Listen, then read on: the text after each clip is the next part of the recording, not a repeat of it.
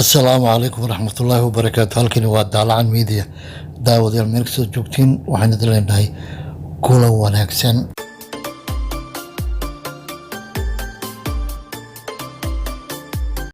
daawadayaal mar kale kulan wanaagsan. xubinteen waxaynu ku soo qaadanay bukaankii horeeyey oo muqdisho u geeriyooday covid-19. bukaan 58 jir oo ka mid ah 8 qof ee laga helay caabuqaasi ayaa la sheegay inuu u geeriyooday. wasaaradda caafimaadka iyo adeega bulshada ee xukuumadda federaalk ayaa shalay sheegtay in bukaankaasi laga helay covid-19 islamarkaana la karantiilay.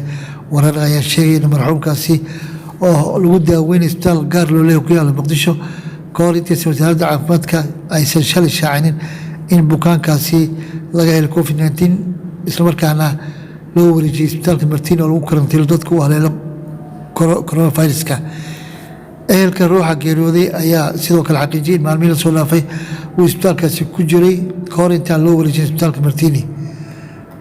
waa bukaankii u horeeyey ee gudaha soomaaliya u geeriyooday xanuunkaas dilaaga ah. daawadayaal xubintiina waa naginta waxaad kala socoteen daalacan miidiya.